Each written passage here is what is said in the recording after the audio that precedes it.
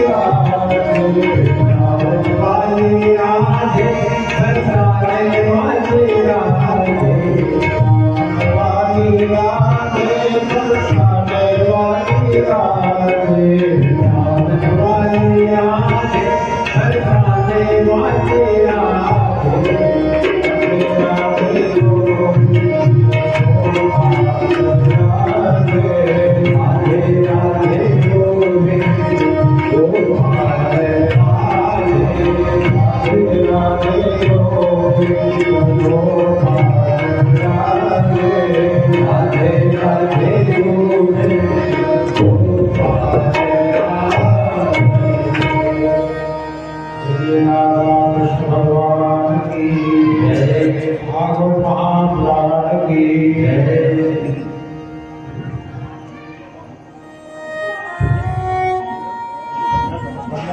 Yemen चला तो Yemen चला यमन यमन प्रयास करना श्लोक मल्ला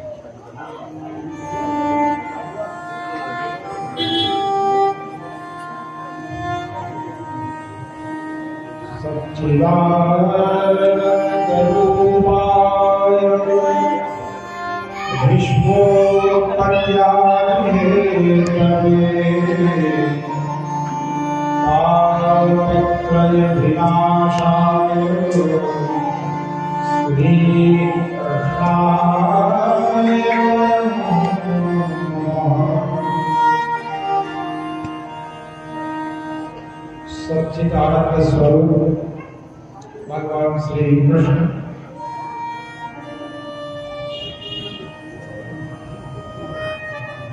प्रायः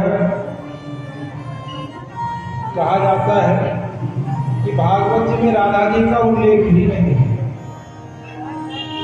लेकिन महात्म्य के पहले श्लोक में श्री कृष्णाय वयं नमः, श्री सहितम कृष्ण जी को प्रणाम किया गया है। सहित राधा, श्री मत राधा, श्री राधा और कृष्ण जी का नाम है श्री कृष्णाय वयं नमः। राधा कृष्ण जी को हम प्रणाम करते हैं बहुवचन में, वयं नमः। सच्चिदानंद रूपाय, जो सच्चिद आनंद स्वरूप हैं, विश्वोत्पत्त्यादि हेतवे,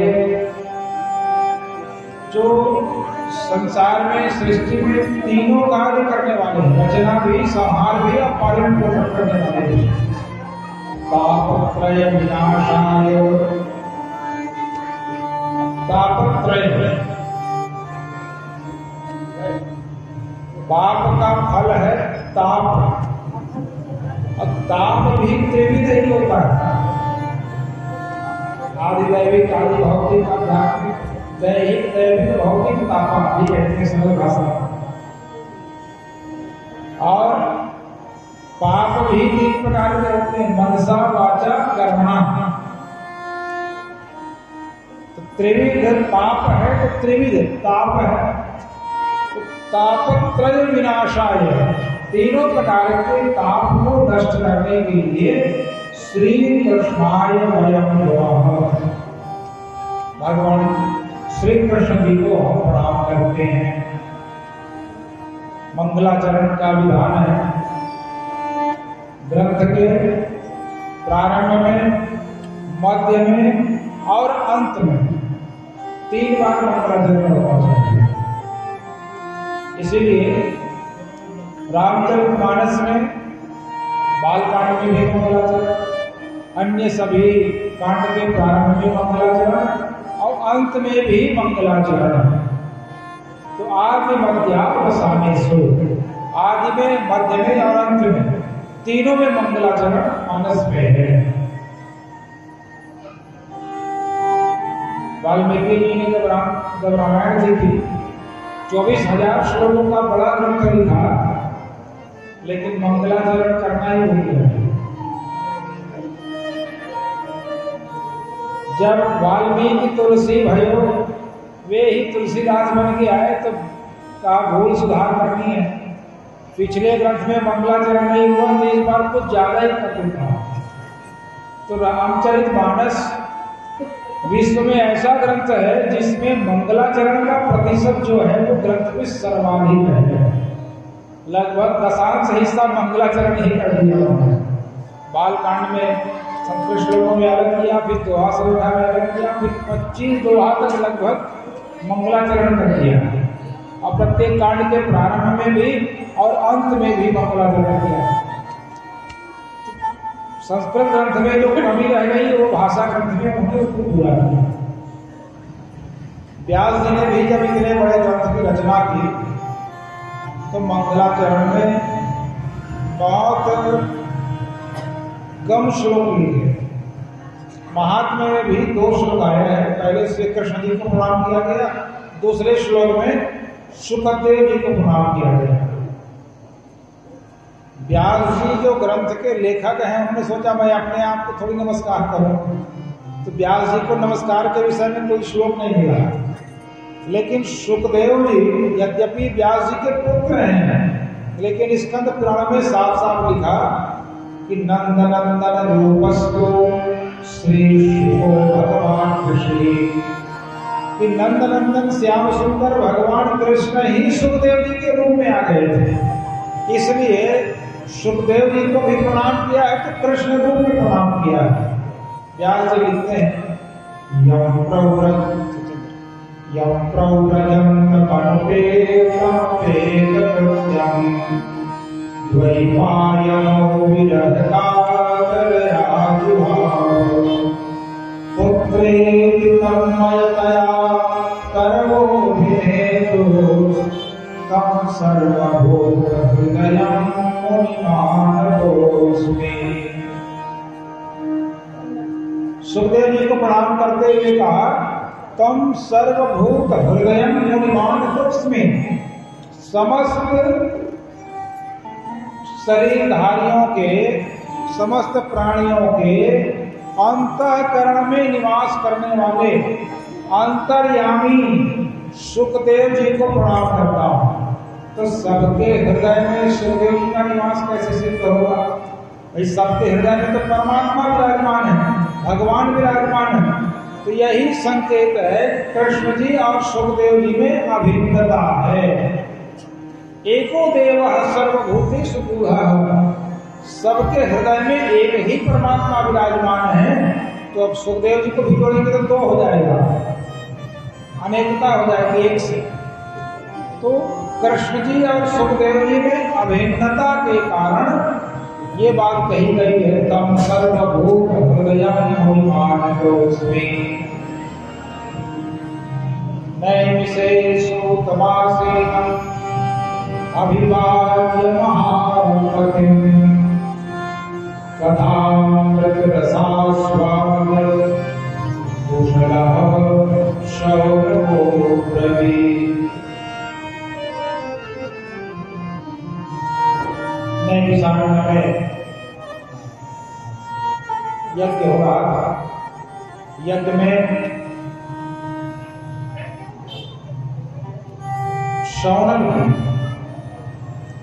शौनक जी शुनक ऋषि के पुत्र हैं, इसलिए उनका नाम शौनक पड़ा। शुनकस्य अपत्य भगवान शौनकः, तो शुनक के पुत्र हैं इसलिए शौनक हैं। तो असली नाम कुछ और रहा होगा, लेकिन शौनक ही मिलता है। शौनक हुआ, शौनक हुआ। शौनक जी के और 2-3 नाम है भागवत जी। बृहस्रवा, बहुत ज्यादा सुनने वाला, बोलने वाले बहुत मिल जाएंगे, सुनने वाले मिलना कठिन है। तो बृहस्रवा है शौनक जी। कुलपति, बहुत बड़े विद्यालय के प्रधान थे, तो कुलपति भी इनको कहा गया है। कुलपति भी हैं, बृहस्रवा भी हैं, और शौनक नाम ही है। ऐसे महान शौनक जी ने प्रश्न पूछा है अज्ञानध्वांत विध्वंस कोटि सूर्य समप्रभ श्रोताख्याहि कथासारम्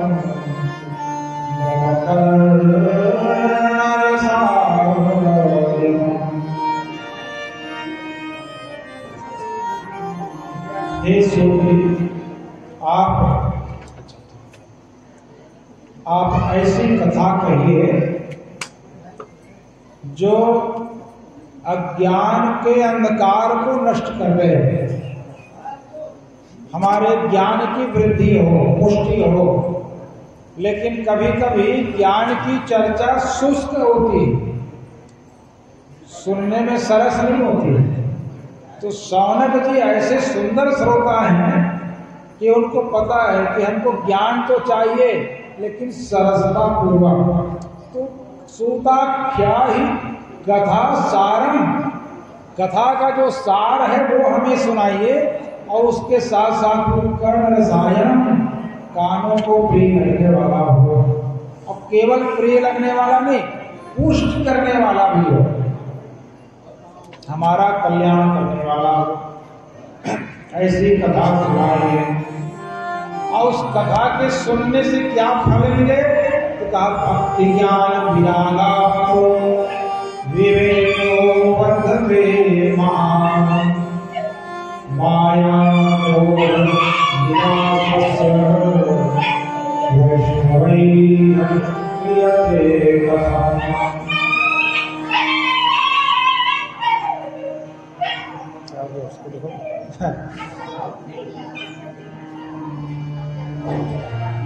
सूताख्यायि कथा सारम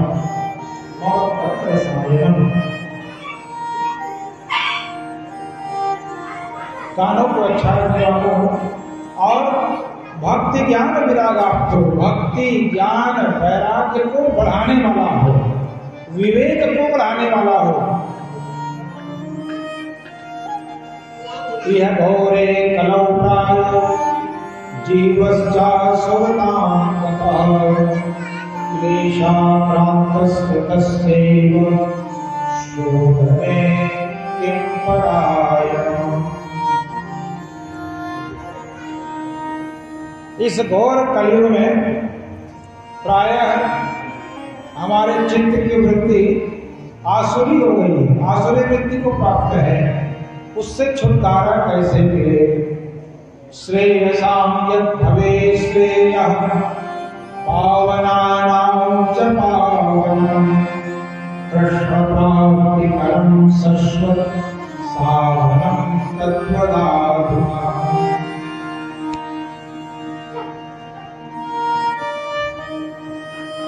भगवान श्री कृष्ण की प्राप्ति कैसे हो, ये भागवत जी का मुख्य फल है। वल्लभाचार्य जी ने अपनी सुमोदनी टीका में लिखा, भागवत सुनने का 4 प्रकार का फल है, उसमें से सबसे प्रमुख फल है भगवान की प्राप्ति। बहुत कुछ मिला लेकिन भगवान नहीं मिला तो व्यर्थ हो जाएगा। तो भगवान जी मिले, कृष्ण प्राप्ति कर्म कृष्ण संतोष हेतुकम, ये कथा है। और पितरों की मुक्ति, फिर सकाम मनोकामनाओं की पूर्ति और निर्भयता की प्राप्ति, ये 4 प्रकार का फल भागवत सुनने का है। काल जाल मुखत्रास त्रास निर्नाश हेतवे, हम सभी काल रूपी सांप के मुंह के दीवाने हैं, उस त्रास से भी छुटकारा पाने का उपाय है श्रीमद् भागवत। ऐसे इस अद्भुत ग्रंथ के विषय में जब श्रवण जी ने प्रश्न पूछा, श्रवण जी के प्रश्न के बाद सूत जी कहते हैं कि प्रीति श्रवण चित्ते देव्यतो वट्मिकार्यतो सर्वसिद्धांत निष्पन्नम संसार भयनाशनम। संसार में जो भय है, मृत्यु का भय, रोग का भय, शत्रु का भय, ये सब दूर हो जाते हैं भागवत जी के श्रवण से। ऐसा ये अद्भुत ग्रंथ है। एकस्मात् परम किंचित् मनः शुद्धेन विद्यते जन्मांतरे भवे पुण्यं तदा भागवतं लभे। मन को पवित्र बनाने वाला इससे बढ़ के और कोई दूसरा साधन नहीं है। ऐसा ये दिव्य ग्रंथ है और इसकी प्राप्ति आसानी से नहीं होती। जन्मांतरे भवे पुण्यं तदा भागवतं लभे। कई जन्मों का पुण्य जब पूंजीभूत हो, घनीभूत हो, इकट्ठा होकर सहायक होता है, तब भगवान की प्राप्ति होती है। परीक्षिते कथावक्तुं सभायां संस्कृते सुखे सुधाब्रह्मं विहित्वैव देवास्तत्र समागमः। जब परीक्षित को कथा सुनाने के लिए सुखदेव जी व्यास पीठ पर बैठ गए तो वहां अमृत का कलश लेके देवता आते हैं। सुकंदत्वावदन सर्वे स्वकार्य कुशलाः सुराः। सुखदेव जी को देवता प्रणाम करते हैं और कहते हैं कथा सुधाम प्रेक्षस्व गृहीत्वैव सुधाम्नाम।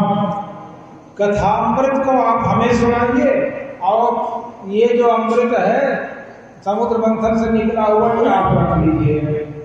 एवं विनिमय जाते सुधा राज्य प्रतीयताम का हम अदला बदली कर लेते हैं, विनिमय कर लेते हैं। अमृत आप लोग लेते हैं, कथामृत बदले में हमें मिले। परीक्षित इस अमृत को पी ले। सुधा राज्य प्रतीयताम का परीक्षित इस अमृत को पी गए तो मरने का भय नहीं रहेगा और बदले में कथामृत को हम ले लेंगे। सुखदेव जी ने कहा वह सुधा कथा लोगे मणि महान। अरे अदला बदली करने आए हो, कीमती मणि को पाना चाहते हो, अब बदले में कांच देना चाहते हो, कांच दे के मणि लेना चाहते हो। अरे बराबर का मूल्य चुकाओ तो हम तुम्हारे प्रस्ताव पर विचार करें। बोले कांच दे के मणि खरीदना चाहते हो तो ये तो हो नहीं सकता। ब्रह्मरातो विचार्य तदा देवांजहासः। सुखदेव जी जिन्हें ब्रह्मरात भी कहा जाता है उन्होंने विचार करके कहा कि नहीं नहीं अदला बदली नहीं करेंगे। अभक्तांस्तां सविज्ञाय न ददौ सकथामृतम् श्रीमद्भागवती माता सुराणां अति दुर्लभा। देवताओं को अभक्त जान करके सुखदेव जी ने वापस भेज दिया। कथा के अधिकारी नहीं हो। क्यों? बोले कथा को खरीदने आए थे, बदले में कुछ वस्तु देते। जो कथा का व्यापारी हो वो कथा का अधिकारी कैसे हो? तुम तो व्यापार करने आए थे, मणि हमें अमृत देकर कथा को खरीदना चाहते थे।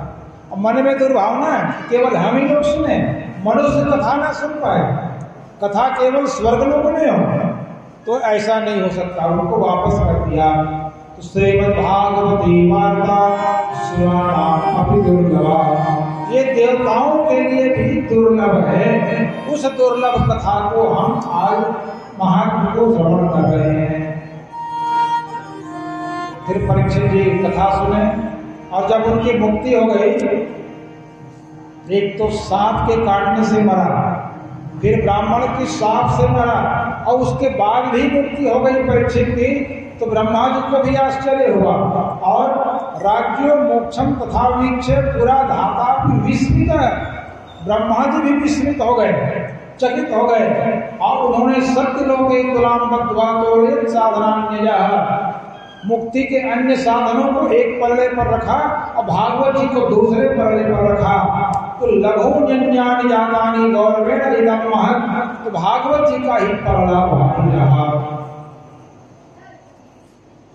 इसको देख करके ब्रह्मा जी और दूसरे ऋषिगण सर्वे विस्मयं परमं ययुः, सब विस्मित हुए, आश्चर्यचकित हुए और फिर कहा मैं निरे भगवत रूपम शास्त्रम भागवतम करो पठनात् श्रवणात् सद्यो वैकुंठ फलदायकम।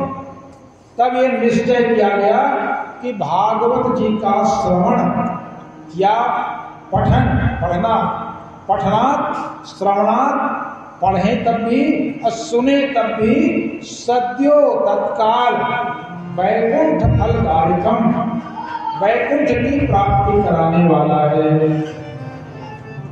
जितने लोग भागवत सुनेंगे वैकुंठ की प्राप्ति हो जाएगी, सुनाने वाले को भी हो जाएगी। सब लोग नाम लिखवा के रखिएगा।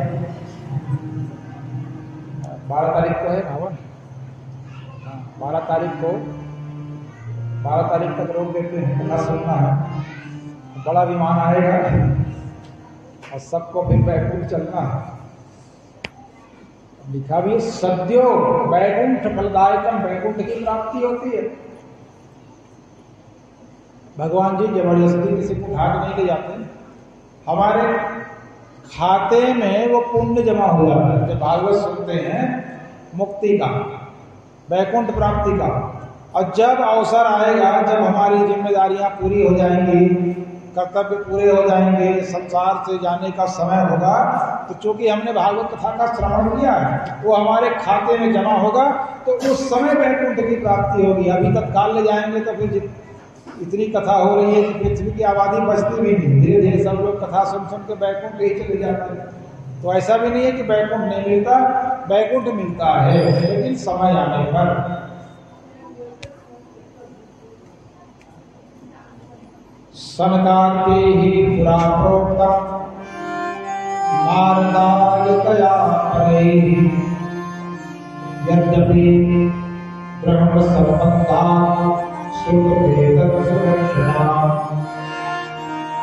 भागवत जी को सर्वप्रथम भगवान नारायण ने ब्रह्मा जी को सुनाया, ब्रह्मा जी ने नारद जी को सुनाया और आदेश दिया विपुलम करो, इसका विस्तार करो। तब नारद जी ने भक्ति ज्ञान वैराग्य को माध्यम बना करके भागवत का प्रचार किया, भक्ति का प्रचार किया, और आज गांव गांव में भागवत की कथा होने लगी है। एक बार नारद जी वर्णन कर रहे हैं कि अहम तो पृथ्वी यातो ज्ञात्वा सर्वोत्तमामिति पुष्करं च प्रयागं च काशी गोदावरी तथा। एक बार नारद जी ने वर्णन किया कि मैं अलग अलग लोकों में दर्शन करते भ्रमण करते पृथ्वी पहुंचा। पृथ्वी में भारतवर्ष में पुष्कर, प्रयाग, गंगा, गोदावरी, काशी, हरिद्वार, कुरुक्षेत्र आदि का और रामेश्वरम तक गया, श्रीरंगम, सेतु बंधनम, इन सभी तीर्थों का एवमादिषु तीर्थेषु भ्रममाण इतस्ततः, इस प्रकार मैं तीर्थों में भटकता रहा। ये भी कहा नारद जी, दर्शन किया नहीं दिखा, भटकता रहा। और ना पश्यम कुत्रचित् शर्म मनः संतोषकारणा, मन को संतोष प्रदान हो ऐसा मुझे तीर्थ में अनुभव नहीं हुआ, किसी भी तीर्थ में। कलिना अधर्म मित्रेण धैर्यं बाधिताधुना, सभी तीर्थों को, साधनों को कलयुग के मित्र अधर्म ने बाधित कर दिया है। सत्यम नास्ति तपः शौचम दया दानम न विद्यते उदरम कर्णो जीवा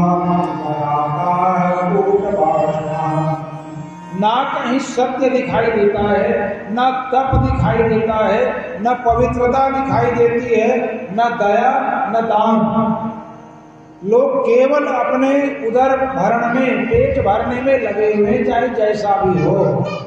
कपट करने लगे हैं, झूठ बोलने लगे हैं। पाखंड निरताः संतो, संत लोग पाखंड से पीड़ित हैं। विरक्ताः सपरिग्रहाः, गृहस्थी को संचय करना चाहिए तो वो उल्टा अब त्यागी होने लगे। संतों को त्यागी होना चाहिए तो वो संचय करने लगे। तरुणे प्रभुतागे श्यालो बुद्धिदायकः कन्या विक्रयणो लोभात् सतीनां च कल्पना। घरों में लोग माता पिता आदि की बात न मानकर श्याल को बुद्धिदायका, साले की बात अधिक मानेंगे, भाई माता पिता आदि की बात ज्यादा नहीं मानेंगे। कन्या का विक्रय होने लगेगा। न योगी नैव सिद्धो वा न ज्ञानी क्षत्रियो नरः। इतने तीर्थों में नारद जी ने दर्शन किया और कहते हैं कि ना तो मुझे कोई योगी दिखाई दिया, न कोई सिद्ध दिखाई दिया, न ज्ञानी न क्षत्रियो नरः। अच्छा क्रियावान त्रिकाल संधि उपासना करने वाला कोई श्रेष्ठ भी मुझे दिखाई नहीं दिया। क्यों? तो कहा कली दावा नलिनाद्य साधनम भस्मदान गतम। कली रूपी दावानल में सभी साधन भस्म हो गए। यहाँ पर लेकिन व्याख्या में कहा गया कि सभी साधन भस्म हुए लेकिन नाम जप भस्म नहीं होता है। कलयुग में सबसे ज्यादा नाम जप की महिमा है। अट्टशूला जनपदा शिवशूला विलासयः कामिन्यः केशशूलिन्यः सम्भवन्ति कलाभिः। कलयुग में अट्टशूला जनपदा, शूल शब्द का अर्थ है यहाँ पे विक्रय, और अट्ट अनाज। कलयुग में 3-4 प्रकार के पाप होने लगेंगे। ये भविष्यवाणी की सुखदेव जी ने, तो अनाज बिकेगा, बिक रहा है, ज्ञान बिकेगा। शिव शूला भी जाते हैं ज्ञानी प्रजा अनाज बेचेंगे, ज्ञानी लोग ब्राह्मण लोग ज्ञान बेचेंगे, और स्त्रियां केस बेचेंगी। ये 3 प्रकार के कार्य कलयुग में होगा। तो इन सब को देख करके अब नारद जी कहते हैं यामनम तटपापन्यो यत्र लीला हरिर्भुवो। यमुना जी के तट पर पहुंचा, जहां भगवान श्री कृष्ण की अद्भुत लीला हुई है। उस भूमि में पहुंचा तो मैंने देखा कि एकादुतरुणी तत्र निषण्णा खिन्नमानसा, एक युवती वहां पर दुखी होकर बैठी हुई है, और उसके पार्श्व में बाजू में ही 2 वृद्ध पुरुष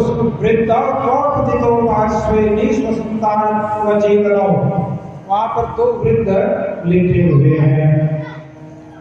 पेड़ लगी हुई थी। नारद जी ने कहा जैसे मैं वहां पहुंचा तो उस युवती ने मुझे प्रणाम किया और मुझसे कहा भो भो साधु क्षणम कृष्ण मच्चित्तामपि नाशय दर्शनम कवलोकस्य सर्वथा भवनफलम्। हे महात्मा, हे साधु, आप कुछ देर यहाँ ठहरिए। भक्ति महारानी कह रही है नारद जी से, और मेरी चिंता दूर करिए। आपके दर्शन से ही मेरा आधा दुख दूर हो गया है। अब बहुधा तव वाक्येन दुख शांति भविष्यति। आपसे कुछ बातचीत होगी तो मेरा शेष दुख भी दूर हो जाएगा, ये मुझे पूर्ण विश्वास है। नारद जी ने पूछा काशिल्पं कामिमौचेमा नार्यः का पद्मलोचनाः वददेवी सविस्तारं स्वस्य दुःखस्य कारणम्। जब उस देवी ने, युवती ने कहा कि मेरी चिंता दूर करिए, तब नारद जी ने कहा कि देवी तुम कौन हो और ये दोनों कौन हैं? अपने दुख का कारण भी मुझे विस्तार से कहो। तो उस युवती ने कहा अहम भक्ति विद्याता इमाओ में तनयो पतो ज्ञान वैराग्य मानव काल योगे का मैं भक्ति हूँ और ये दोनों ज्ञान वैराग्य मेरे पुत्र हैं। तो माता तो युवती है, युवावस्था में है, दोनों पुत्र वृद्धावस्था में। तो इसी को नारद जी ने पूछा कि ऐसा क्यों? तो कहा मैं उत्पन्ना द्रविड़ेशां वृद्धिं कर्नाटके गता। महाराज मैं द्रविड़ देश में उत्पन्न हुई, कर्नाटक में वृद्धि को प्राप्त हुई, महाराष्ट्र में सम्मानित हुई, अब गुर्जरे जीर्णताम गता। गता गुजरात में जाकर मैं जीर्ण हो गया। अब इस वाक्य से गुजराती लोग पहुंच चढ़ते हैं कि ऐसा क्यों ना, भागवत में जो लिखा है तो लिखा है। गुजराती लोग कहते हैं हम तो इतना भागवत करवाते हैं, बहुत बहुत खर्चा करते हैं। सबसे ज़्यादा खर्चा भागवत में गुजरात में होता है। सबसे बड़ा पंडाल गुजरात में लगता है। बिना टीवी प्रसारण के वहाँ कथा नहीं होती, बिना भंडारे के वहाँ कथा नहीं होती, 30-40 लाख बिना वहाँ एक कथा नहीं होती। अब हमारे यहाँ भक्ति आकर जीर्ण हो गई, ऐसा कैसे हो गया? तो कहा इसी दिखावे के कारण भक्ति जीर्ण हो गई। पहले किसी चबूतरा में बैठ के कथा हो जाती थी, टेंट माइक लगे या न लगे ऐसी कथा हो जाती थी। बहुत ज़्यादा बेदी भी नहीं बनाते थे, पतरी में गौरी गणेश बना के कथा हो जाती थी, सादगी से कथा हो जाती थी। अब गुजरातियों ने भागवत जी के बजट को 300-400 गुना बढ़ा दिया और उसके बाद भी उन्हें कथा से मतलब कम है। नाचना है, गाना है, ऑर्केस्ट्रा बढ़िया होना चाहिए, झमाझम भजन होता रहे, झांकी निकलता रहे और केटरिंग अच्छा रहे। पंडित जी कथा कम से कम बोले, वेदांत तो बिल्कुल ना बोले, ज्यादा गंभीर विषय को छेड़े भी मत, केवल भजन कराते रहें, हमको नचवाते रहें, हम पार्टी करते रहें, खाते रहें और टीवी प्रसारण हमारा फोटो भी आना चाहिए उसमें, नाचते हुए गाते हुए बस, और उन्हें किसी बात से मतलब नहीं रहता। इसलिए भक्ति महारानी कहती हैं कि गुर्जरे जीर्ण काम करता, गुजरात में जाके मैं जीर्ण हूँ। हालांकि कुछ अच्छे अच्छे भक्त हुए हैं गुजरात में जिन्होंने इस दोष को मिटाने में बहुत सहायता की है, लेकिन फिर भी गुजरात में पाखंड के कारण, दिखावा के कारण भक्ति महारानी जीर्ण हुई।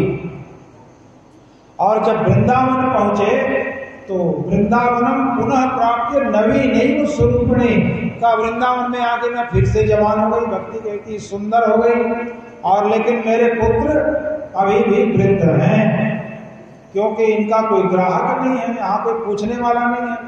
ज्ञान का, वैराग्य का वृंदावन तो केवल भक्ति की भूमि है, तो इसीलिए मैं तो स्वस्थ हो गई, मेरे दोनों पुत्र ऐसे ही रह गए, अस्वस्थ रह गए, तो इनकी मुझे चिंता है, इनका भी दुख दूर हो जाए।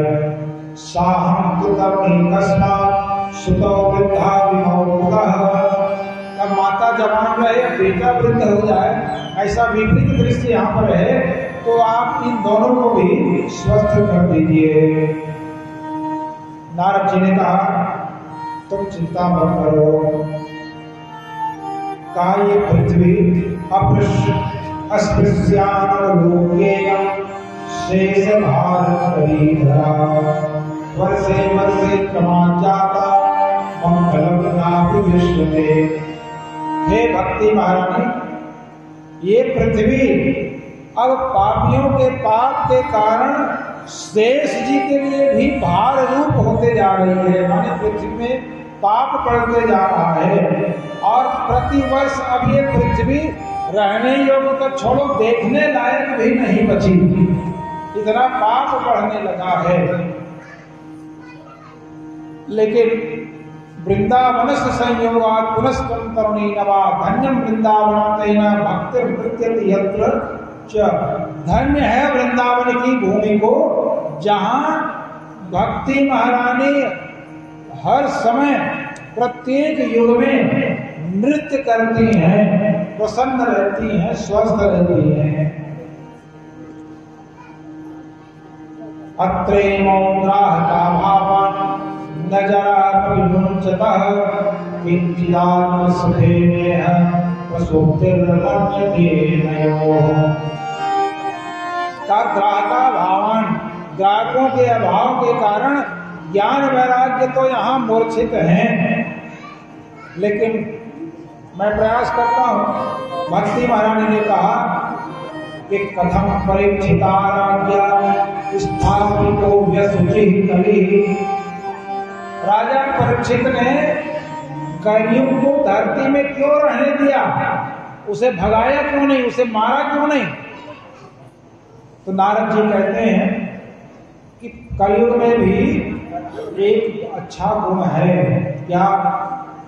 यत् फलं नास्ति तपसा न योगेन समाधिना तत्फलं लभते सख्यं अलौकिकं कीर्तनम्। कलयुग में यद्यपि दोष बहुत हैं, लेकिन एक अच्छा गुण है, वो है कलौ केशव कीर्तना। केवल कीर्तन करने से ही मुक्ति मिल जाती है। तपस्या, ध्यान, यज्ञ आदि हो जाए तो अच्छा, और नहीं हो तो अच्छा। केवल कीर्तन करने से ही मुक्ति हो जाती है। इसलिए इस युग को यहाँ पर रहने दिया। तब भक्ति महारानी करती हैं, सुरक्षैव से मद्भाग्येन समागतः साधूनां दर्शनं लोके सर्वसिद्धिकरं परम्। हे नारद जी, आप धन्य हैं और मैं भी धन्य हूं कि आपका मुझे दर्शन मिला। ये मेरा भाग्योदय है। आपके दर्शन से ही मेरे कार्य की सिद्धि हो जाएगी। जयति जगति माया यस्य काया नमस्ते वचन वचनमेकं केवलं चाकर्ण्यम् ध्रुवपदमपि यातो यत्कृपातो ध्रुवोऽयं सकलकुशलमात्रं ब्रह्मपुत्रं नतोऽस्मि। आपकी आज्ञा से एक बार के ही कथा श्रवण से प्रहलाद को भगवान की प्राप्ति हो गई, भक्ति की प्राप्ति हो गई, अविचल भक्ति की प्राप्ति हो गई। ध्रुव जी को ध्रुव पद की प्राप्ति हो गई। तो आपका दर्शन जिसे मिल जाए उसका कल्याण हो जाता है। हे ब्रह्मपुत्र नारद जी, मैं आपको प्रणाम करती हूँ। नारद जी को प्रणाम किया। तब नारद जी ने भक्ति महारानी से कहना शुरू किया, वृथा खेल सेवाले अहो चिंता कथम श्री कृष्ण चरणाम्भोज स्मर दुःखं कविष्यति।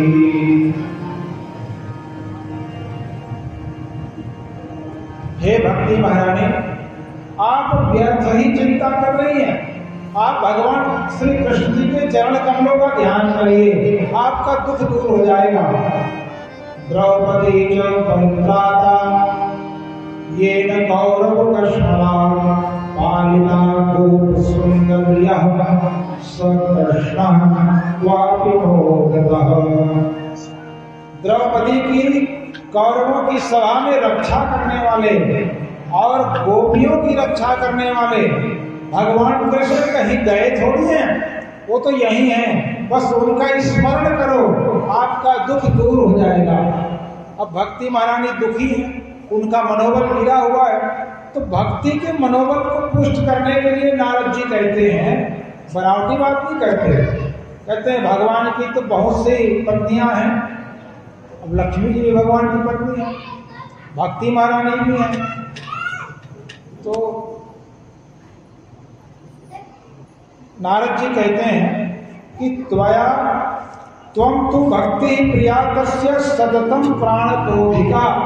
भगवान की जितनी भी पत्नियां हैं उनमें सबसे ज्यादा प्रिय पत्नी अगर कोई है तो वो भक्ति है भगवान की। क्यों? बोले त्वया भूतस्तु भगवान याति नीच गृहीष्वपि। यदि लक्ष्मी और भक्ति दोनों की तुलना करें, यद्यपि दोनों का महत्व है, लक्ष्मी जी का महत्व नहीं है। सुख संपत्ति घर आ गए, सब लोग करते रहते हैं। दिवाली में इतना पूजा किए हैं, अब यह धन आ रहा है, गुरु आप व्रत करेंगे तो लक्ष्मी जी का महत्व तो है।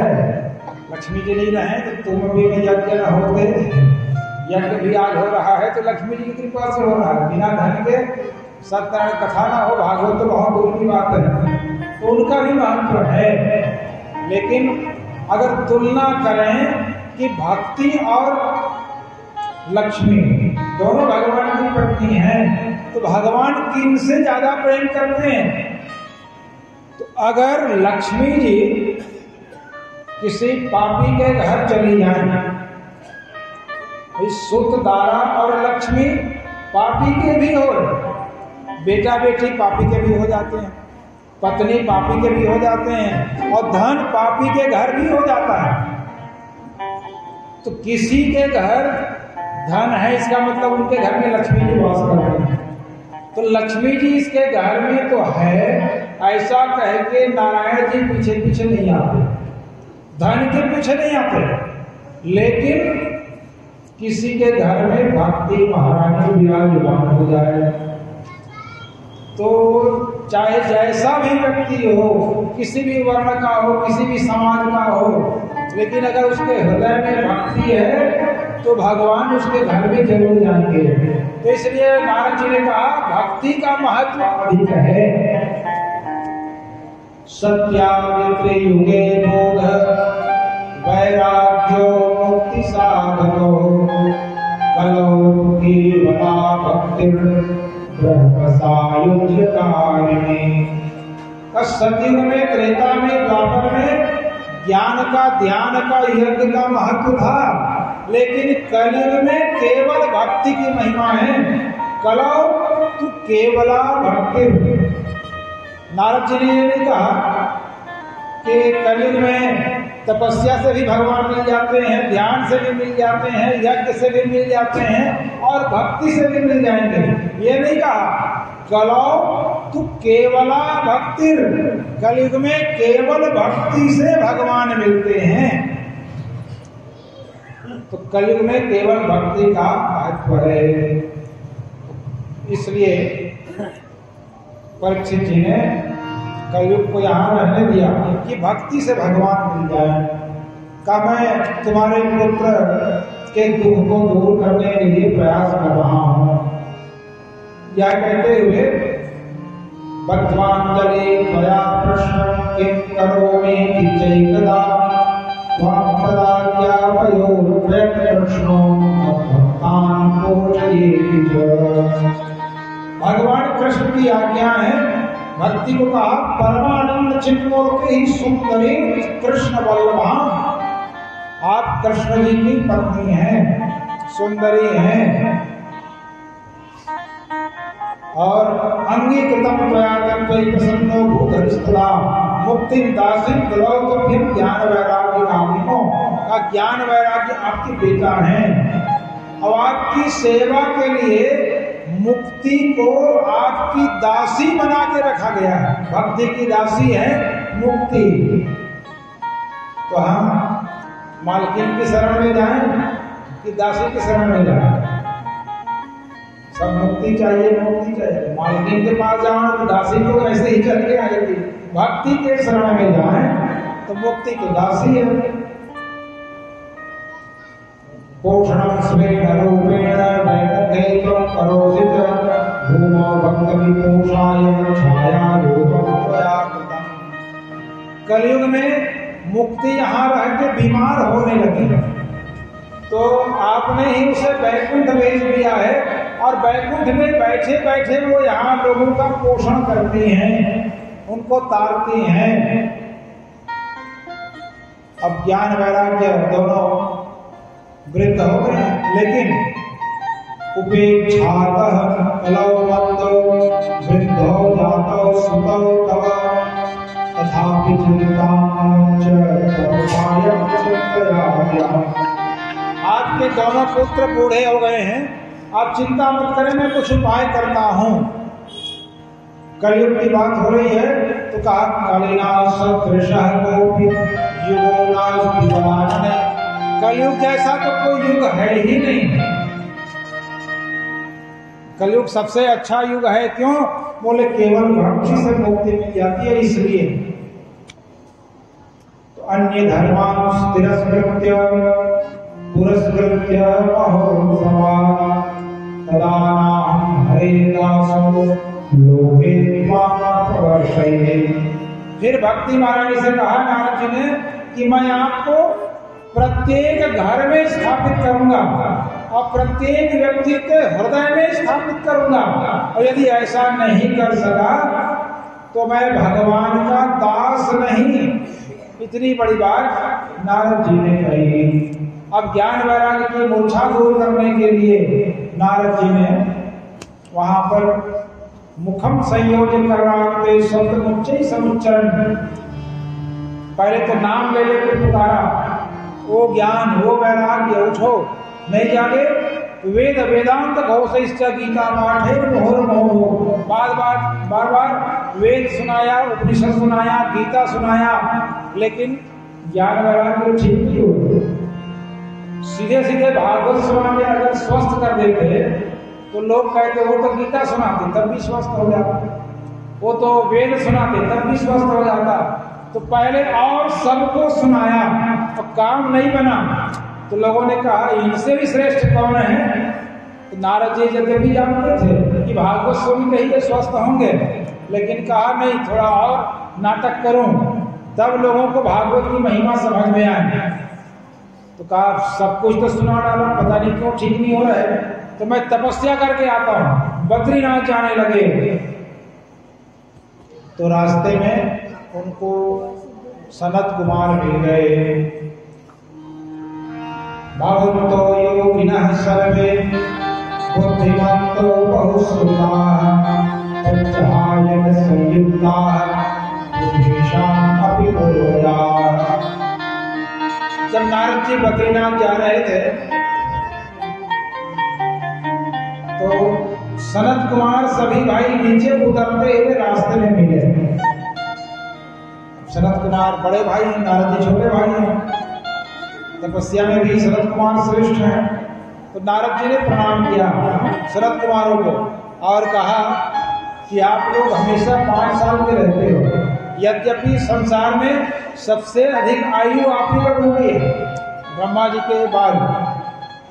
पूर्वजों के भी पूर्वज हैं, लेकिन 5 साल के बने रहते हैं, हमेशा वैकुंठ में रहते हैं, सदा वैकुंठ लीला हरि कीर्तन तत्परा, और हरि कीर्तन में लगे रहते हैं। चलिए हम लोग भी छोटा सा कीर्तन कर रहे हैं। हरि शरणम गा दो, हरि शरणम थोड़ा थोड़ा इसको बढ़ा दो।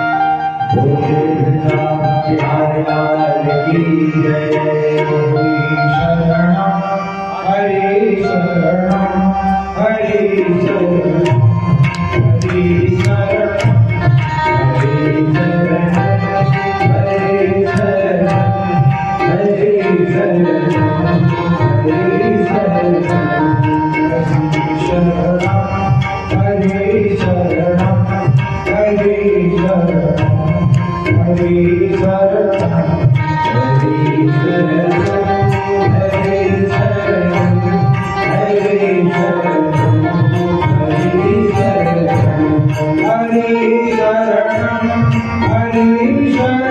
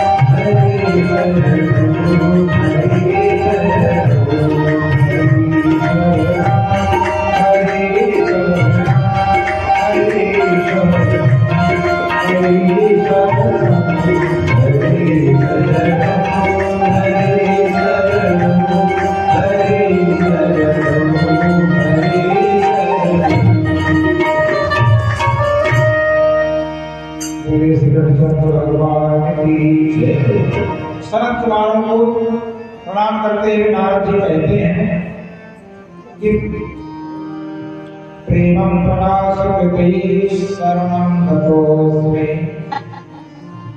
हृदय में भक्ति का संचार हो, प्रेम और पुष्ट हो, इसलिए मैं आपकी शरण लेता हूँ। भाग्योदयेन बहुजन्म समर्जितेन सत्संगमं च लभते पुरुषो यदा वै। अज्ञान हेतु मोहमनान्धकार नाशं विधाय ततो दैते विवेकः। भाग्य भाग्य से ही आज सबका दर्शन मिला है। ज्ञान और वैराग्य पुष्ट हो ऐसा कोई उपाय बताइए। तो सनत कुमार ने कहा कि अष्टा सदा सेव्या श्रीमद्भागवती कथा यस्याः श्रवणमात्रेण हरिश्चित्तं समाश्रये। भागवत जी का श्रवण करो, इससे भक्ति ज्ञान वैराग्य पुष्ट हो जाएंगे और सुनने वालों के हृदय में भगवान के प्रति प्रेम की प्राप्ति होगी। ग्रंथो अष्टादश सहस्रो द्वादश स्कंद संहितः परिचित शुभ संवादः शृणु भागवतं सदत् का 18,000 श्लोकों वाला 12 स्कंद वाला और परीक्षित और सुखदेव संवाद वाला ये अद्भुत ग्रंथ है। इसका श्रवण करो तो दुख दूर हो जाएगा। तावत् संसार चक्रेस्मिन् भ्रमते अज्ञानतः पुमान् यावत् गता नास्ति शुभ शास्त्र कथाचरणम्। व्यक्ति तभी तक संसार रूपी जंगल में भटक रहा है जब तक भागवत कथा को कान से श्रवण नहीं किया है। और जिस दिन भागवत जी का श्रवण कर ले तो उसका भटकना रुक जाता है। किं श्रुतैः बहुभिः शास्त्रैः पुराणैश्च भ्रमावहैः एकं भागवतं शास्त्रं मुक्तिदानेन दर्शयति। अन्य शास्त्रों के विस्तार से क्या प्रयोजन, एकमात्र भागवत ग्रंथ ही मुक्ति देने में समर्थ है। ये तो गर्जना करते हैं कि आओ मेरी शरण में आओ, मैं सबको मुक्ति देने वाला हूँ। कथा भागवतस्यापि नित्यं भवति यद्गृहे तद्गृहं तीर्थरूपमहि वसतां पापनाशनम्। जिनके घर में भागवत ग्रंथ है वह घर तीर्थ रूप है। 6-7 सोया जाता है। भागवत ग्रंथ रखना चाहिए, हिंदी टीका कम से कम अब पढ़ते रहना चाहिए बीच बीच में। अश्वमेध सहस्राणि वाजपेयी शतानि च। अश्वमेध यज्ञ 1000 बार करवा लो। वाजपेयी शतानि च, वाजपेयी यज्ञ 100 बार करवा लो।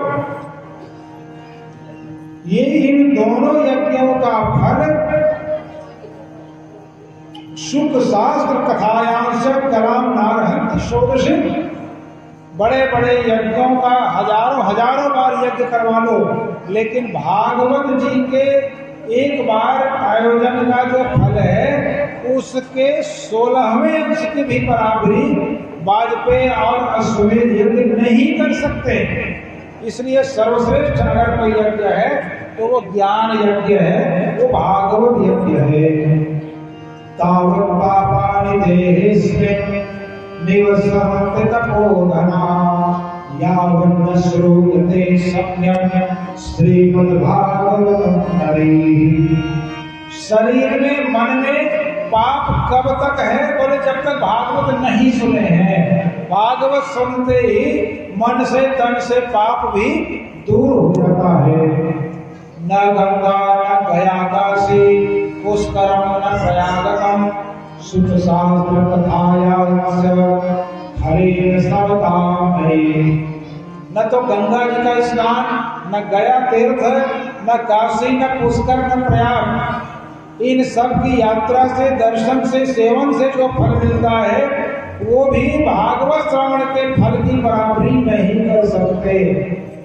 तो इसका मतलब गंगा जी नहीं जाना चाहिए, गया नहीं जाना चाहिए, नहीं वहां भी जाना है, उनका भी महत्व है समय समय में, लेकिन भागवत जी का महत्व सर्वाधिक है। श्लोकपादं वा नित्यं भागवतो भव पठस्व स्वामुखेनैव यदीच्छसि परां गतिम्। कोई एक श्लोक, आधा श्लोक, चौथाई श्लोक भी रोज पढ़ता या सुनता हो तो उसकी मुक्ति हो जाती है। इतना अद्भुत ग्रंथ है।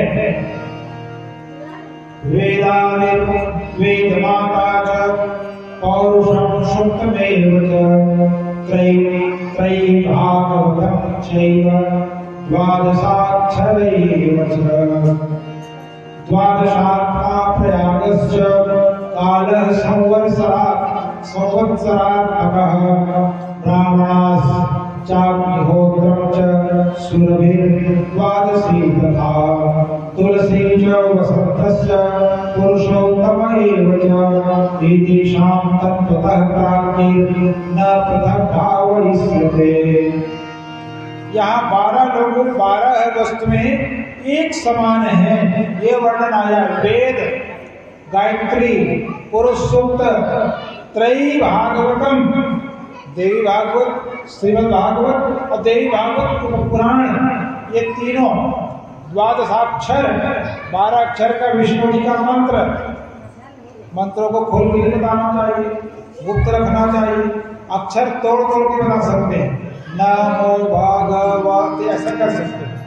पूरा पूरा बोलेंगे तो फिर गुरु दीक्षा हो जाएगी सबकी जबरदस्ती, तो इसलिए उसको आधा ही बताया जाएगा। तो 12 अक्षर का जो मंत्र है, तुलसी ब्राह्मण, अग्निहोत्री ब्राह्मण, द्वादशी तिथि और वसंत ऋतु, पुरुषोत्तम मास, ये सब एक समान फल, गाय, एकादशी आदि ये सब एक समान हैं, इनमें भेद नहीं रखना चाहिए। यश्च भागवतं शास्त्रं वाचयेत् अर्थकोटिशं जन्मकोटिकृतं पापं नश्यते नात्र संशयः। जो भागवत शास्त्र का वाचन करते हैं, करोड़ों जन्म का पाप नष्ट हो जाता है। और श्लोकार्थम श्लोकपालम वा पठेत भागवतम चयः नित्यं पुण्यमाप्नोति राजसूयाश्वमेधयो। जो एक श्लोक आधा श्लोक भी रोज भागवत को पढ़ते हैं, वो अश्वमेध यज्ञ, वाजपेयी यज्ञ, राजसू यज्ञ का फल प्राप्त कर लेते हैं। उक्तम भागवतम नित्यं कृतं च हरिचन्दनं तुलसी पोषणं चैव धेनुनां सेवनं समम्। जो रोज भागवत जी का श्रवण करें, भगवान का चिंतन करें, तुलसी की सेवा करें, गाय की सेवा करें, ऐसा व्यक्ति अंतकाल में प्रत्या तस्यैव वैकुंठम गोविंदो प्रयच्छति, वो भगवान कृष्ण के धाम में जाता है। इतना बड़ा फल है। अंतकाले तु येनैव श्रूयते शुद्ध शास्त्रवान्। जो अंतिम समय में भागवत जी का एक श्लोक आधा श्लोक भी सुन लेते हैं, उन्हें भी भगवान के गोलोक धाम की प्राप्ति होती है। और जब चित्तं विधाय सुखशास्त्र कथा पीता। सुनने का तो बहुत फल बताया, अब न सुनने का फल बता रहे हैं। जो मनुष्य शरीर पाके भारतवर्ष में जन्म लेके हिंदू शरीर प्राप्त करके जो भागवत न सुने तो क्या होगा? तो चांडाल वच्च, वो चांडाल के समान है, खरवर गधे के समान है। मिथ्या स्वजन्म जननी निज दुख भाजा, वो संसार में व्यर्थ ही जन्म लिया है, व्यर्थ ही अपनी माता को कष्ट दिया, जन्म का, लालन पालन का। तो जो भागवत सुने वही श्रेष्ठ है, और बाकी तो व्यर्थ है, गधे के समान है, चांडाल के समान है, उसका जन्म लेना ही व्यर्थ है। जीवन छवो निगदितः सत्य पाप कर्मा, यदि भागवत नहीं सुनता तो जीते जी मुर्दे के समान है। ये न सुतम सुख कथा वचनम न किंचित दिक्तम नरम पशु समम विभाग रूप एवं वदन्ति दिव्येव समाज मुख्या। जो व्यक्ति भागवत नहीं सुनेगा वो पशु के समान है, पशु समम। अब भूमि भार रूप पृथ्वी में बोझा है, भार है, जो भागवत न सुने। एवं वदन्ति दिव्येव समाज मुख्या, दुर्लभे दुर्लभैव कथा लोके श्रीमद् भागवतो भवा कोटि जन्म समुत्थेन पुण्य नहीं दुर्लभते का बहुत दुर्लभ है भागवत कथा। करोड़ों जन्म का पुण्य उदय हो तो भागवत की प्राप्ति होती है। इस प्रकार यद्यपि भागवत जी को सुनने की 3 विधि है, सप्ताह यज्ञ, मास यज्ञ और वार्षिक यज्ञ। 1 साल की कथा होती है, 1 महीने की कथा होती है, अब 1 सप्ताह की कथा होती है। अब 1 सप्ताह की कथा में तो जिनको निमंत्रण दोगे वो पढ़ते हैं रुक्मणी विवाह कब है, जटोत्री कब है, भगवान जन्म कब है, तब पहुंचेंगे। बाकी दिन बोल कर जाते हैं। देखते हैं आज पहले दिन में दिख रहे हैं, कोई छुट्टी मिल गई ना पूरा तब तो ठीक है। स्वाति मतलब छुट्टी मिल भी नहीं करे ना। और 1 साल की कथा और 1 महीने की कथा, तो 1 सप्ताह की कथा में तो लोग चुन चुन के 1 दिन 2 दिन 3 दिन पहुंचते हैं, तो महीने भर की कथा होगी तो और समस्या, उस वर्ष भर की कथा हो जाए तो और समस्या, लोग ही नहीं आएंगे ठीक से। और जिन नियमों को धारण करके कथा श्रवण किया जाता है उनको साल भर तक धारण करना गृहस्थियों के लिए कठिन हो जाता है। मान लो उपास रह के सुनना है तो 7 दिन तो कैसे भी काट लेंगे, लेकिन साल भर की कथा हो तो फिर कुछ ना कुछ खाना ही पड़ेगा। ब्रह्मचर्य पालन है, भूमि शयन है, पत्तल में भोजन है, लहसुन प्याज छोड़ना है, 1 साल के लिए बहुत भारी पड़ेगा। छोड़ गया? हाँ तब तो ठीक है। नहीं तो केवल परीक्षित की बात थोड़ी हो रही है, सुवासिन की भी बात हो रही है। हाँ तो 1 साल के लिए इनको छोड़ना बहुत कठिन हो जाता है। तो इसीलिए कहा सप्ताह यज्ञ ज्यादा अधिक श्रेष्ठ है।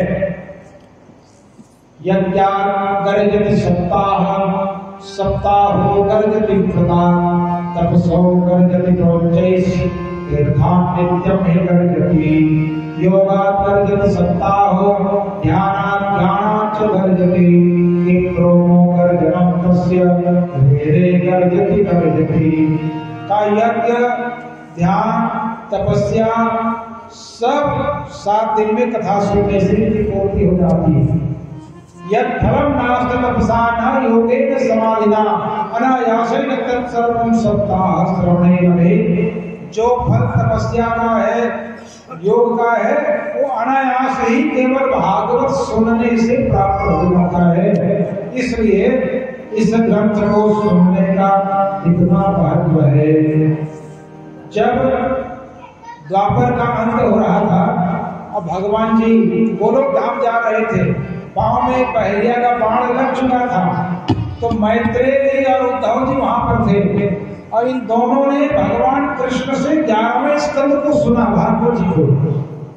और जब ये रोने लगे कि प्रभु आप जा रहे हैं, तो भगवान जी ने अपने शरीर का 2 भाग कर लिया। एक भाग तो गोलोक धाम गया और दूसरा भाग वहीं पर रखे हुए पुस्तक में समा गया भागवत जी में। और तब से कहा गया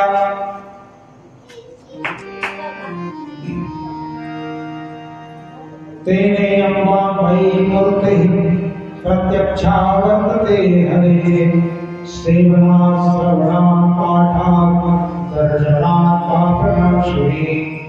तब से भागवत जी भगवान की प्रत्यक्ष मूर्ति हैं, तो इनका दर्शन कृष्ण के दर्शन के समान करनी चाहिए कि मैं साक्षात भगवान का दर्शन कर रहा हूँ। इस भाव से उनका दर्शन और श्रवण होना चाहिए। जब इस प्रकार चर्चा हुई तो नारद जी ने कहा महाराज कथा कहाँ हो? तो बोले हरिद्वार में गंगा जी के किनारे बहुत सुंदर आनंद नाम का तट है, घाट है, और वहीं पे कथा हो जाए। तो वहां पे कथा का आयोजन हुआ, पंडाल बनाया गया, व्यासपीठ पर सनत कुमार आदि बैठे, नारद जी श्रोता बने और कथा हो रही थी।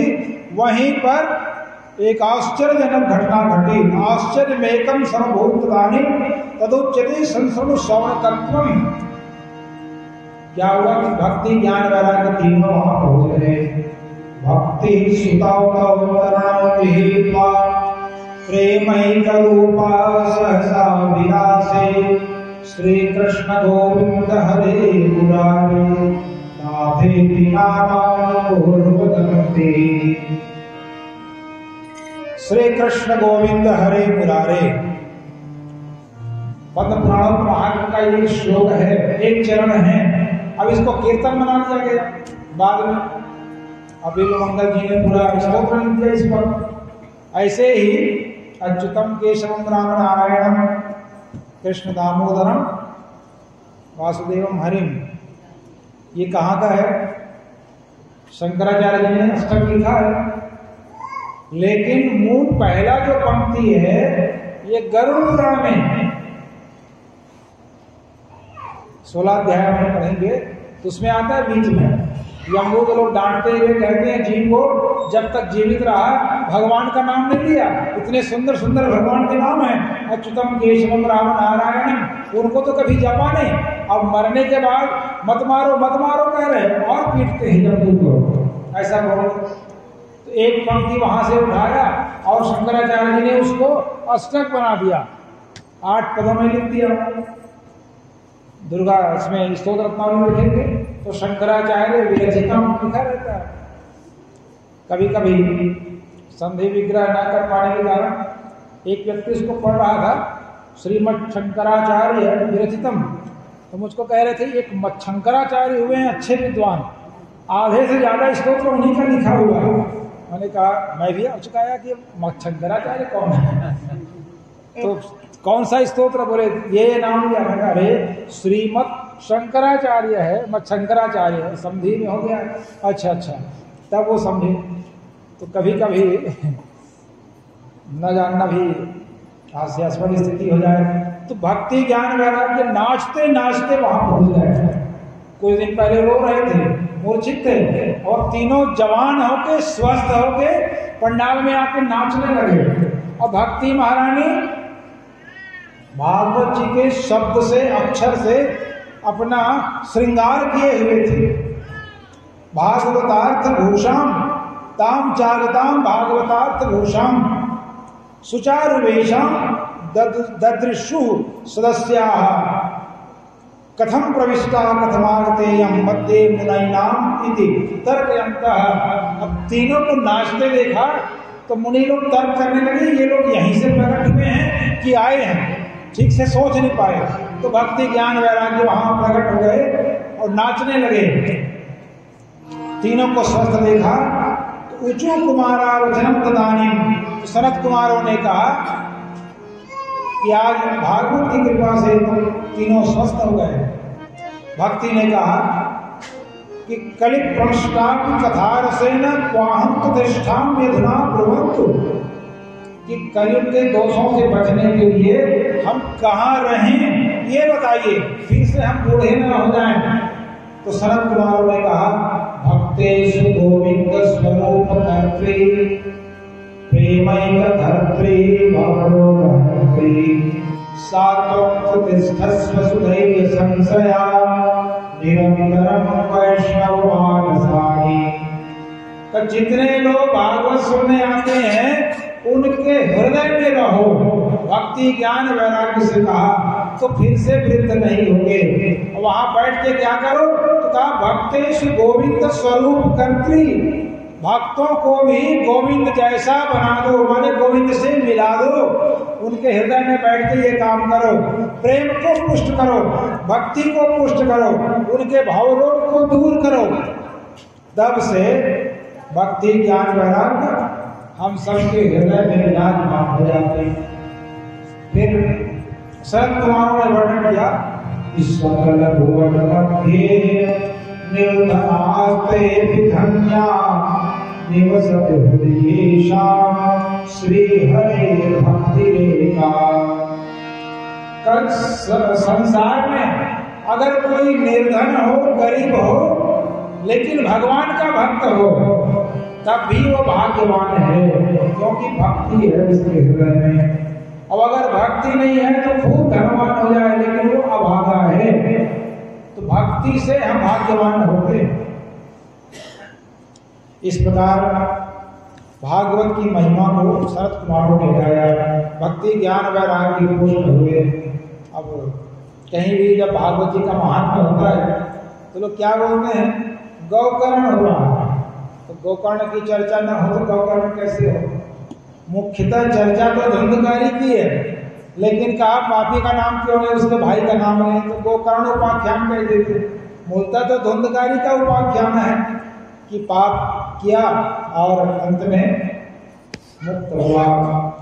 एक बार अत्र ते, अच्छा फिर प्रश्न पूछा चौथे अध्याय में कि के विशुद्ध्यन्ति वदत्तुमह्यं सप्ताहयोगेन कथामयेन। भागवत सुन के कौन कौन लोग मुक्त हो जाते हैं, पवित्र हो जाते हैं?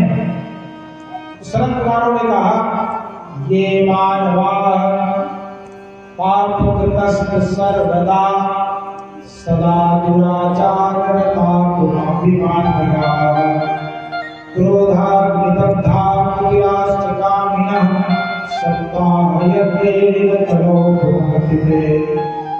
जो हमेशा पाप करने वाले हो, दुराचार में रत रहने वाले हो, कुमार्ग में चलने वाले हो, क्रोध की आग में निरंतर जलने वाले हो, कुटिल हो, कामी हो, फिर भी सप्ताह यज्ञेन कलो भुक्तिते, फिर भी वो भागवत सुन के पवित्र हो जाते हैं।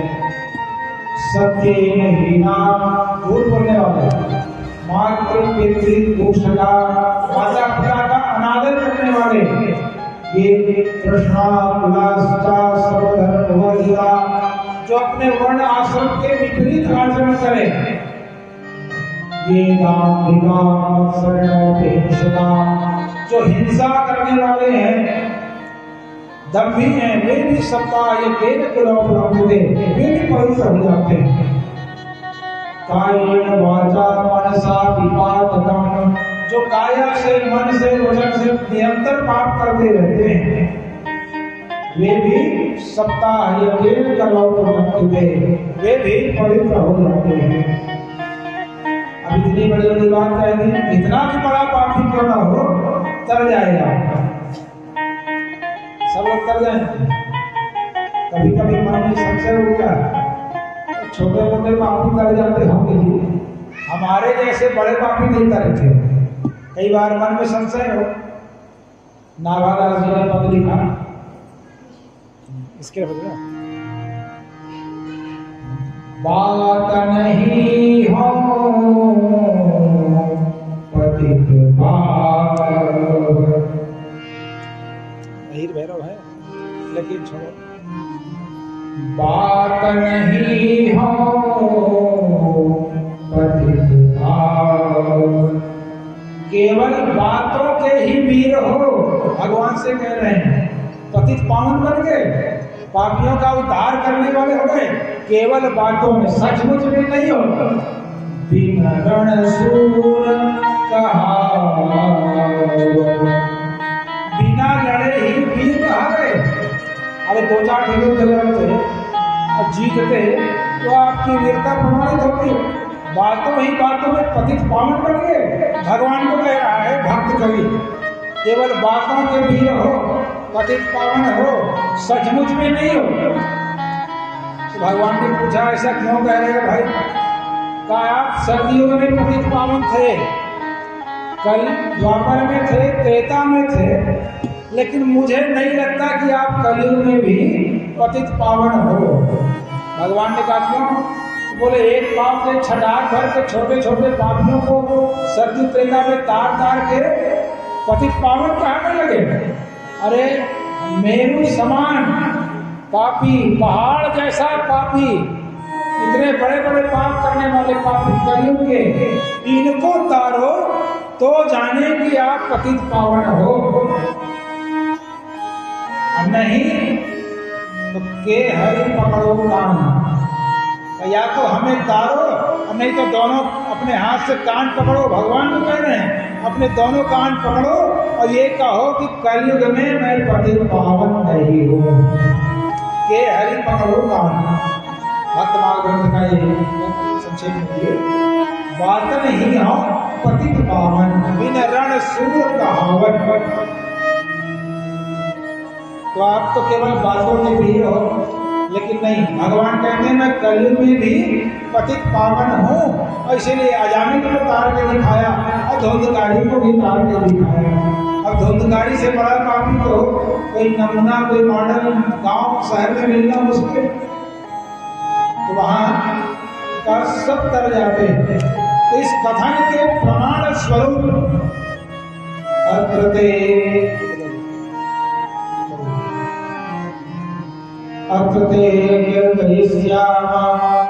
इतिहासं पुरातनं यस्य पापेन पापहानि प्रजायते। कब भगवान जी, भागवत जी बड़े बड़े पापियों को भी तारने में समर्थ हैं। तो इस कथन की पुष्टि के लिए इतिहासं पुरातनम, इतिहास की एक सच्ची घटना को सुनाता हूं, जिसके सुनने से पाप नष्ट हो जाता है। तुंगभद्रा तटे पूर्वम अभूतपत्तनमुत्तमं यत्र वर्णा स्वधर्मेण सत्य सद्धर्म तत्पराः। तुंगभद्रा नदी के तट पर एक नगर था, उसमें आत्मदेव नाम के ब्राह्मण रहते थे। आत्मदेव पुरे तस्मिन् सर्ववेद विशारदः, चारों वेदों के ज्ञाता। श्रोतस् मातृ श्रीकृष्णातो द्वितीयो भास्करः, श्रुति स्मृति कर्मकांड सबके ज्ञाता। भिक्षुको वित्तवान लोग, यद्यपि धनी थे फिर भी भिक्षा मांगते थे। भिक्षावृत्ति को स्वीकार किया। और उनकी पत्नी, जैसा पति हो वैसे ही पत्नी मिल जाए कोई जरूरी नहीं है, या जैसी पत्नी हो वैसे ही पति भी मिल जाए जरूरी नहीं, सबका स्वभाव अलग। आत्मदेव ज्ञानी थे, तपस्वी थे। अब उनकी पत्नी कैसी है तो कहा स्ववाक्य स्थापिका नित्यम, अपनी ही बात मनवा लेने वाली जिद्दी स्वभाव की, सुंदरी, सुंदर थी, सुपुरुष हुआ, अच्छे कुल में जन्म हुआ था। लोक वार्ता रता, हमेशा निंदा स्तुति चुगली आदि में लगी रहती थी। क्रूरा, कठोर स्वभाव की थी। प्रायशो बहुत जल्पिका, बहुत ज्यादा बोलने वाली थी। सूरा चक्री कृत्येषु, घर के काम में तो अच्छी थी, कृपणा, बहुत कंजूस थी। और कलह प्रिया, उसको तो समझ गए हैं। तो इतनी विशेषता धुंधली की। इस प्रकार एवं निवसतो प्रेरणा दंपत्यो रममाणयो, पति पत्नी तो प्रेम से रहते थे। बहुत समय बीत गया, आधा जीवन इन्होंने जी लिया, लेकिन धनार्धम धर्म मार्गेण ताभ्याम नेकम तथापि च न पुत्रो न विवा पुत्री तस्चिंता तो भीषण। आधा जीवन जी लिया, आधा धन पुत्र प्राप्ति के प्रयासों में खर्च कर दिया, दान पुण्य में, यज्ञ में, पूजा पाठ में, तीर्थ यात्रा में, इलाज में, लेकिन बेटा या बेटी नहीं हुआ। तो दुखी हो गए। एकदा स द्विजो दुःखात् गृहं त्यक्त्वा वनं गतः। एक दिन बेटा बेटी के अभाव से दुखी होकर वो वन में चले गए अकेले। अब मध्याह्न तिस्तो जातस तड़ागम संपेयवान, एक तालाब मिला, वहां जाके जल पी के बैठने लगे। कुछ देर बाद एक सन्यासी आया। मुहूर्तागत तत्रैव सन्यासी कश्चित् आगतः। उस सन्यासी को देख के ये रोने लगा। सन्यासी ने पूछा कथम रोदिसी विप्रत्वं काते चिंता परीयसी वदत्वं सत्वरं मह्यं स्वस्य दुःखस्य कारणम्। हे ब्राह्मण देवता, क्यों रो रहे हो? अपने दुख का कारण मुझे बताओ। तो ब्राह्मण कहता है क्या बताऊं? प्रजा दुखेन संयो हम प्राणान् त्यक्तुं यहाँ गतः। पुत्र के अभाव में दुखी होकर के मरने के लिए मैं जंगल आया हूं। अब आप मिल गए हो तो हे महाराज कृपा करिए अब मेरा बेटा हो जाए, ऐसा मुझे कुछ फल प्रदान करिए। साधु ने उस ब्राह्मण के ललाट को पढ़ा। तद भाल अक्षर मालाम च वाचयामास योगवान। योग से, योग बल से उस ब्राह्मण के ललाट को पढ़ा, सब कुछ जान लिया। तो सन्यासी जान गए किसके भाग्य में तो बेटा है। तो कहा देखो भाई तुम सुखी होना चाहते हो ना? कहा तो कहा चलो मेरे साथ साधु बन जाओ, सन्यास में तो बहुत सुख है। कहा नहीं नहीं, मैं रे मुंचाद्य कुटुंबाशा सन्यासी सर्वथा सुखम, सन्यास में ही सुख है, स्त्री पुत्र का मोह त्याग दो। तब ब्राह्मण कहता है जिस आश्रम में पत्नी न हो, पुत्र न हो, मकान न हो, भोजन का प्रबंध न हो, वो आश्रम नीरस है। मुझे गृहस्थ सरसोल के पुत्र पौत्र समन्विता संन्यास शुष्क एवं ही। संन्यास तो शुष्क आश्रम है, सूखा है। सरस आश्रम कोई है तो गृहस्थ आश्रम है, इसलिए मुझे बेटा प्रदान कर दीजिए। सन्यासी ने कहा क्या बताऊं? सप्त जन्मावधि तब पुत्रो नहीं वचन नहीं उठा, 7 जन्म तक बेटा नहीं है। तो आप तो है ना, महात्मा जी जो चाहे कर सकते हैं। भगवान ब्रह्मा देखो किसी ऑफिस में लिखा पढ़ी हो जाए, कलम चल जाए, तो जो लिखा हो वो नहीं काट सकता, लेकिन उसका सीनियर काट सकता है। तो ब्रह्मा जी ने लिख दिया, तो ब्रह्मा जी से बड़े कौन होंगे? विष्णु जी। अब विष्णु जी से बड़े कौन हैं? भक्त, क्योंकि भगवान जी ने लिखा अहम भक्त पराधीनो यह स्वतंत्र प्रिय। तो भक्त भगवान के ब्रह्मा जी के लिखे को भी काट सकते हैं। एक बार नारद जी एक घर में गए, उस घर में बेटा बेटी नहीं थे। तो उस घर की महिला ने बहुत दुखी भाव से नारद जी को भोजन कराया।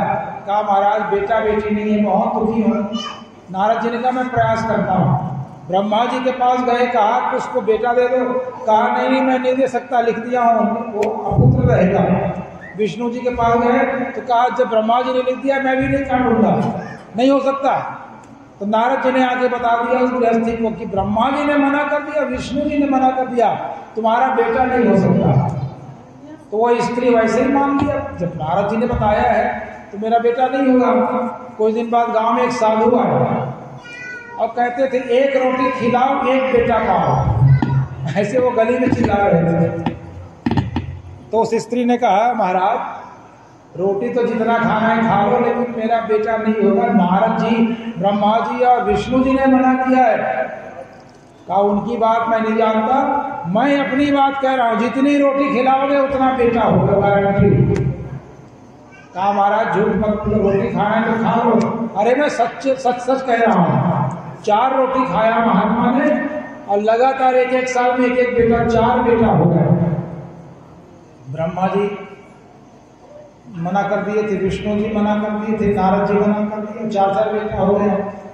कुछ साल बाद नारद जी ने सोचा उस गृहस्थी का बेटा नहीं हुआ होगा, सबने मना किया तो कहाँ होगा, तो चलो उनको उपदेश दे के कम से कम मुक्ति प्रदान कर दो। यहाँ उपदेश देने के हिसाब से आए तो देखे 4 बेटा खेल रहे हैं आंगन में। तो उस स्त्री से पूछा किसके बेटे हैं? बोले आप देवऋषि हो तो झूठ बोलते हैं, और ब्रह्मा जी और विष्णु जी का भी नाम लिया, देखो मेरे 4 बेटा हो गए। कैसे? का एक साधु बाबा आए थे, बोलते थे 1 रोटी खिलाओ 1 बेटा पाओ, 4 रोटी खाए 4 बेटा हो गए। बोले अरे ऐसा कैसे हो गया? विष्णु जी के पास जाके लड़े, आपने मुझे झूठा सिद्ध करवा दिया, मेरी नाक कटवा दी, 4 बेटा दे दिया उसको। का क्या बताऊं, संतों के मुख से निकल गया, भक्त के मुख से निकल गया, तो मैं भी कुछ नहीं कर सका, देना पड़ा। तो आप खुद नहीं दे सके? कहा नहीं, मैं तो भक्तों के अधीन हूँ, अहम भक्त पराधीन हूँ, वो जैसा कहने मुझे करना पड़ता है। तो बताइए भगवान कितने सरल हैं। तो नारद जी वहां पर महात्मा ने एक फल दिया अतो हठेन युक्तो से यथिनम किम वदाम्य हम तस्याग्रहम समालोक्य फलमेकम से दत्तवान, फल दे दिया। कहा अपनी पत्नी को खिला देना। ब्राह्मण फल लेके आया, पत्नी को दिया, पत्नी ने फल नहीं खाया, गाय को खिला दिया और पति से झूठ बोल दिया कि फल खा लिया। 6 महीने बाद उसकी बहन का बेटा हुआ, उसे अपना बता के रख लिया। नाम रखे धुंधली का बेटा है धुंधकारी, धुंधकारी नाम रखे। कुछ दिन बाद गाय ने भी पुत्र को जन्म दिया, गोकर्ण नाम रखा गया। गो करना है पंडितो ज्ञानी धुंधकारी महाखला। दोनों भाई एक ही अन्न से पोषित हुए, लेकिन धुंधकारी महापापी हुआ और गोकर्ण जी महान ज्ञानी हुए। बाद में माता पिता की पिटाई करता था धुंधकारी। जुआ खेलने के लिए पैसा न मिले तो माता पिता को पीटता। गोकर्ण जी ने आत्मदेव ब्राह्मण को उपदेश दिया, जिससे वो यात्र मुक्त हुए। गोकर्ण जी तीर्थ यात्रा करने चल दिए और धुंधली कुएं में गिरकर मरी। बाद में गणिकाओं ने भी धुंधकारी को मार दिया, जमीन में गड़ा दिया। मरने नहीं हुई, पिंडदान नहीं हुआ, वो भयंकर प्रेत हो गया। जीवन भर पाप किया था, ऊपर से मरने भी नहीं हुआ, प्रेत हो गया। गोकर्ण जी ने गया में पिंडदान किया धुंधकारी के लिए, आत्मदेव के लिए, धुंधली के लिए, और अपने गांव में लौटे तो धुंधकारी मुक्त नहीं हुआ था। गया श्राद्ध की बात हुई और खुद कहता है कि गया श्राद्ध शते नामी मुक्ति में भविष्य थी। 100 बार गया श्राद्ध हो जाए तब भी मेरी मुक्ति नहीं होगी। तब भागवत जी का आयोजन हुआ और धुंधकारी की मुक्ति हो गई। तब से मुक्ति देने में सबसे बड़ा साधन माना गया भागवत जी को। बोले भागवत महापुराण की जय। एक कीर्तन कराते हैं, आरती कराते हैं। सुहासिन लोग तैयार है नहीं, थाली वाली आरती की क्या